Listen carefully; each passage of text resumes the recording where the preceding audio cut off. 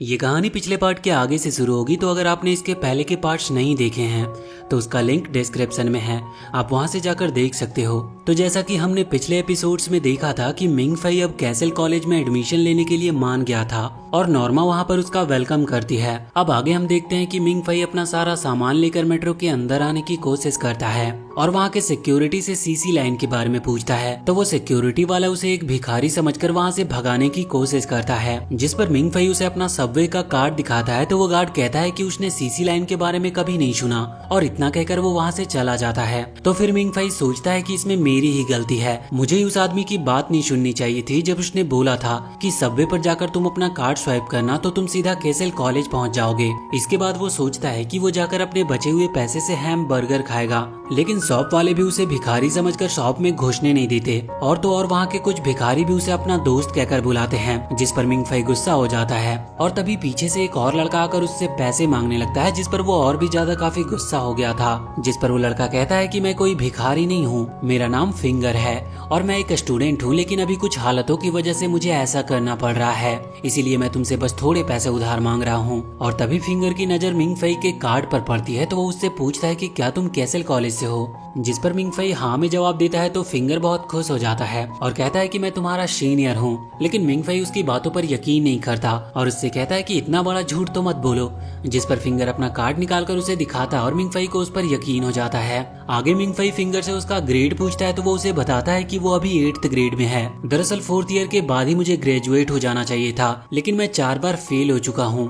इसके बाद मिंग फई उसे सीसी लाइन के बारे में पूछता है, तो फिंगर कहता है कि हाँ, यहाँ पर हमारी ट्रेन आती है और हमारा कॉलेज माउंटेन्स के बीच में छुपा हुआ है, इसीलिए हम नॉर्मल ट्रेन से वहाँ जा नहीं सकते, लेकिन अगर तुम हाई रेटिंग के होते तो वो खुद तुम्हें पिकअप करने के लिए आते, लेकिन लो रेटिंग वालों को ऐसे ही सबवे का वेट करना पड़ता है। इसके बाद वो लोग वहाँ पर सो जाते हैं और थोड़ी देर बाद जब मिंग फई आंखें खोलता है तो उसे एक बेल की रिंग सुनाई देती है और वो एक अलग जगह पर होता है जहाँ बहुत सारे लोग भाग रहे थे, लेकिन तभी अचानक से उसकी आंखें खुल जाती है और ये सब बस उसका एक सपना था। लेकिन फिर वो देखता है कि फिंगर अब वहाँ से गायब हो चुका था। तभी वो देखता है कि वहाँ पर एक और लड़का बैठा है जो उससे कहता है कि टाइम हो गया है, क्या तुम तैयार हो। इसके बाद वो अजीब अजीब बातें करने लगता है। वो कहता है कि ब्रॉन्ज माउंटेन मेल्ट हो जाएगा, ओशियन बॉयल हो जाएगा, धरती पलट जाएगी और आखिर में एक तूफान सब खत्म कर देगा। ये सुनने के बाद जब मिंग फई उस लड़के की आंखों में देखता है तो वो जलने लगता है और तभी उसकी दोबारा से आंख खुलती है और उसे पता चलता है कि ये भी एक सपना था।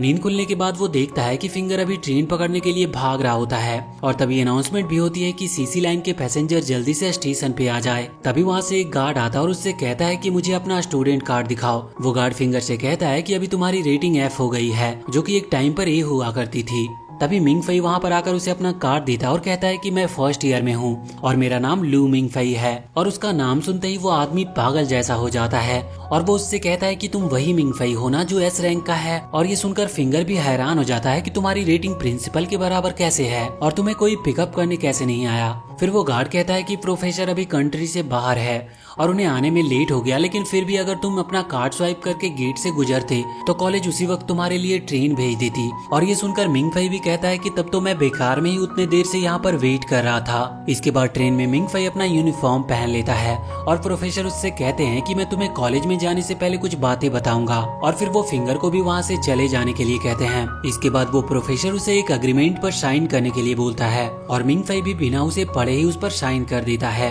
इसके बाद प्रोफेसर बताना शुरू करते हैं कि कुछ नए स्टूडेंट इससे बहुत डर गए थे, पर मैं ट्राई करूंगा तुम्हें डर ना लगे। हमारा कॉलेज 4 से 5 साल का है, मगर हमारे कॉलेज का कोर्स स्पेशल है। हम लोग जिस पर रिसर्च करते हैं वो है ड्रैगन्स।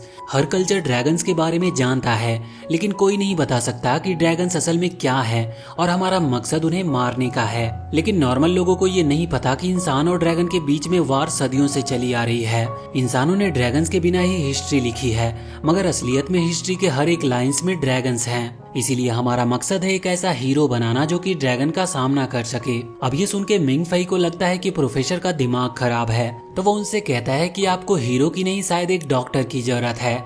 लेकिन तभी वहाँ अंधेरा हो जाता है और वो वहाँ उसी लड़के को देखता है जिसे उसने सपने में देखा था। वो लड़का मिंग फई से कहता है कि प्रोफेसर ने जो भी कहा सब सच कहा है और मैं भी कैसल कॉलेज में ही जा रहा हूँ। तभी मिंग फई विंडो के बाहर देखता है जहाँ का नजारा देखकर वो बहुत ही हैरान रह जाता है। फिर वो लड़का उससे कहता है कि ब्लैक ड्रैगन किंग निडहॉग को उसके थ्रोन के ऊपर ही मार दिया गया था और उसका थ्रोन एक बर्फ से घिरा हुआ स्नो माउंटेन है। उसे मारने वाले ने उसकी बॉडी को माउंटेन के ऊपर ही छोड़ दिया था और उस समय को सब फर्स्ट एज कहकर बुलाते हैं और उस दिन सब खुशी मना रहे थे। और शायद अगर उस दिन ऐसा ना हुआ होता तो आज की दुनिया अलग होती। और तभी मिंगफई दोबारा से अपनी आंखें खोलता है और हमें पता चलता है कि वो फिर से सपने में उसी लड़के से बात कर रहा था। प्रोफेसर उससे कहते हैं कि तुम अचानक से बीच में बेहोश हो गए थे। मैंने पहले स्टूडेंट्स को डरते हुए देखा है, लेकिन तुम पहले हो जो ऐसे बेहोश हो गया। क्या तुम्हें ड्रैगन से इतना ज्यादा डर लगता है? जिस पर मिंगफई कहता है कि मुझे ड्रैगन्स का डर नहीं है, मुझे इस बात का डर है कि मैं आप जैसे पागल आदमी के साथ कहाँ जा रहा हूँ। जिस पर वो प्रोफेसर कहते हैं कि क्या तुम्हें लगता है कि हम पागल हैं? चलो मैं तुम्हें एक एग्जाम्पल दिखाता हूँ। तभी वहाँ पर एक और आदमी आ जाता है और अपना नाम टॉमिया बताता है। वो मिंगफई से कहता है कि तुम्हारे जैसा एस क्लास का जीनियस यहाँ 40 सालों में पहली बार आया है। जिस पर मिंगफई पूछता है कि क्या पिछला एस क्लास स्टूडेंट अभी भी कॉलेज में है? तो टॉमिया कहता है कि नहीं, उसने अपनी जान ले ली। और तभी प्रोफेसर इस टॉपिक को टाल देते और मिंगफई से कहते हैं कि हम तुम्हारे लिए 2 प्रूफ्स लाए हैं। इसके बाद वो एक सूटकेस के अंदर से एक स्केल निकालते हैं और कहते हैं कि ये कोई मामूली स्केल नहीं है। और वो मिंगफई से पूछते हैं कि क्या तुम्हें गन चलाना आता है? जिस पर मिंगफई कहता है कि हाँ, मैंने मिलिट्री ट्रेनिंग में सीखा था। आगे वो लोग उसे एक पिस्टल देकर उस स्केल को शूट करने के लिए कहते हैं और जब वो उस पर गन से शूट करता है तो वो उसके रिकॉइल की वजह से नीचे गिर गया था। लेकिन ये देखकर वो हैरान हो जाता है कि उस गन की गोली से भी उस स्केल पर एक खरोच तक नहीं आई थी। जिस पर प्रोफेसर कहते हैं कि ऐसा इसीलिए क्योंकि ये ड्रैगन का स्केल है और ये 1900 के एक एंशिएंट सिटी में मिला था। तो ये सुनकर मिंगफई कहता है कि मुझे बेवकूफ बनाने की कोशिश मत करो, मुझे पता है कि ये बस एक हाई टेक्नोलॉजी है और कुछ नहीं। जिस पर प्रोफेसर कहते हैं कि अगर तुम्हें ऐसा लगता है तो हम तुम्हें दूसरा प्रूफ दिखाते हैं। और इतना कहकर वो दूसरा सूटकेस ओपन कर देते हैं और साथ में कहते हैं कि ये उन्हें 1796 में मिला था और इसे एक बहुत बड़े जाइंट स्नेक ने निगल लिया था। और वहाँ के लोगों ने जब उस स्नेक को मारा तो उसके पेट में ये मिला था। ड्रैगन को मारना बहुत मुश्किल होता है, खासकर फर्स्ट और सेकेंड जनरेशन के ड्रैगन को। उनका सोल कभी भी मरता नहीं और वो बार बार जिंदा हो जाते हैं। और तभी मिंगफई उस सूटकेस के अंदर एक छोटे ड्रैगन को देखता है तो उसे देखकर वो कहता है कि आप लोग मुझे एक खिलौना क्यों दिखा रहे हो? तो प्रोफेसर उससे कहता है कि खिलौने से तुम्हारा क्या मतलब है, इसे ध्यान से देखो, इसके डिटेल्स को देखो।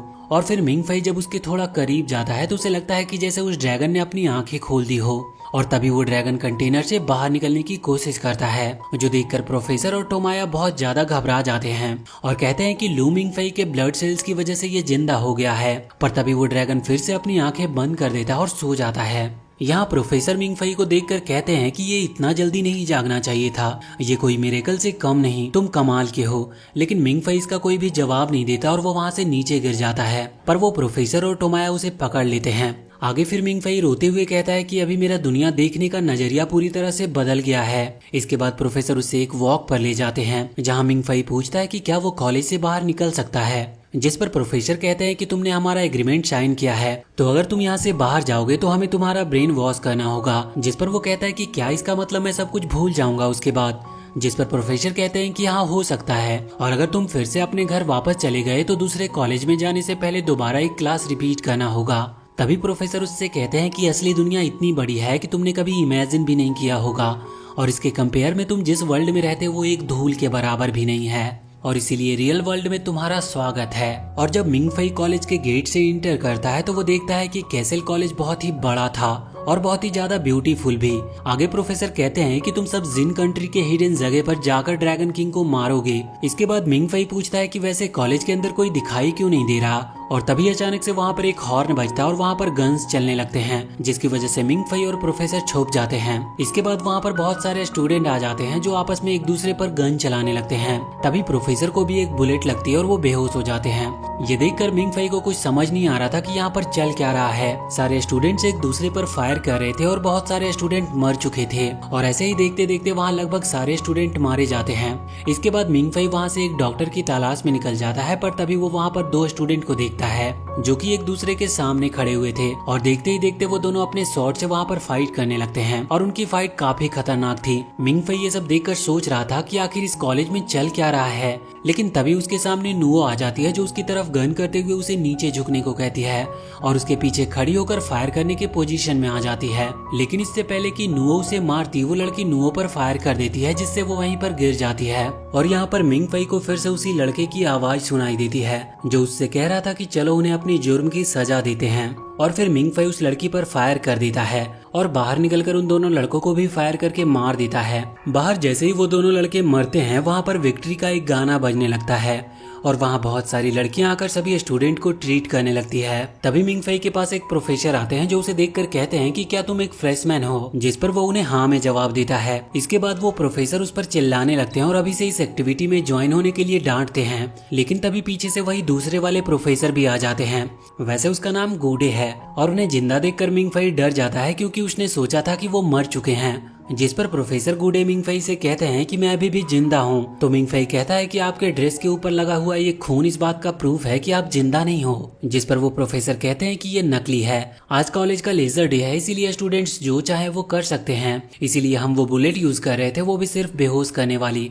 इससे किसी को चोट नहीं आती, बस इसमें से ब्लड जैसा मार्क बन जाता है। इसके बाद दूसरे प्रोफेसर इंजर्ड स्टूडेंट को देखकर बहुत गुस्सा हो जाते हैं, इसीलिए वो वहाँ पर प्रिंसिपल को कॉल करके शिकायत करने लगते हैं और कहते हैं कि इस साल के लेजर डे में आज बहुत हंगामा हुआ और हमारे 2 स्टूडेंट कजिन प्रेसिडेंट ने पूरे कॉलेज को बैटलफील्ड बनाकर रख दिया और इसका खर्चा बहुत ही ज्यादा है। तो प्रिंसिपल इसके जवाब में कहते हैं कि इसका खर्चा हम कॉलेज के फंड से करेंगे और नेक्स्ट ईयर मैं खुद तुम्हारे साथ लेजर डे पर एंजॉय करूंगा।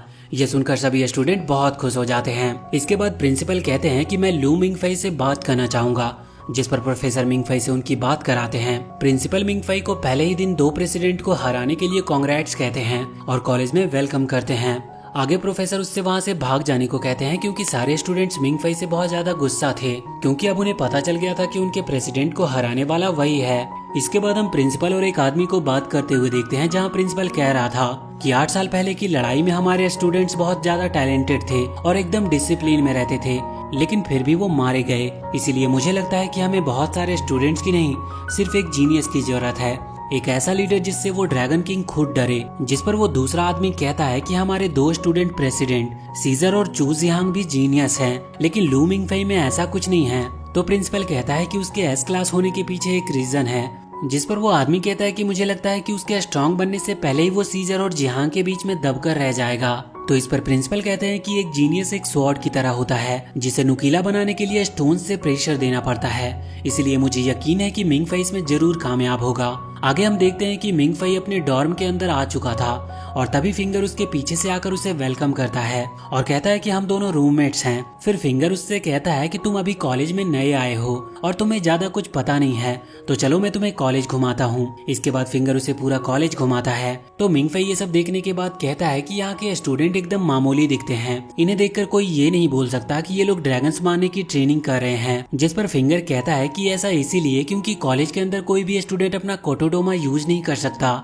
इसके बाद फिंगर उसे कोटोडोमा टीचिंग एरिया में लेकर जाता है और कहता है कि पूरे कॉलेज में तुम सिर्फ यहीं पर कोटोडोमा यूज कर सकते हो। और तभी मिंग फई एक लड़की को अपने कोटोडोमा से मेकअप करते हुए देखता है और वो उससे काफी इम्प्रेस होता है। आगे फिंगर कहता है कि कोटोडोमा की पावर ड्रैगन इंस्क्रिप्शन और ड्रैगन ब्लड लाइन के बीच से मिलती है और आज तक टोटल 100 कोटोडोमा मिले हैं और कॉलेज में हर कोटोडोमा का एक नंबर है, जिसका जितना कम नंबर वो उतना ज्यादा पावरफुल होता है। तभी वहाँ पर एक स्टूडेंट अपना कोटोडोमा कंट्रोल नहीं कर पाता, जिससे वहाँ पर हर तरफ पानी फैलने लगता है और ये देखकर फिंगर और मिंग फई भागने लगते हैं। तो फिलहाल हम इस पार्ट को यहीं पर एंड करते हैं और इसके आगे के पार्ट्स अगर आपको देखने हैं तो कमेंट सेक्शन में हमें जरूर बताएं और वीडियो अगर अच्छी लगी हो तो चैनल को सब्सक्राइब करके बेल आइकन जरूर दबा ले।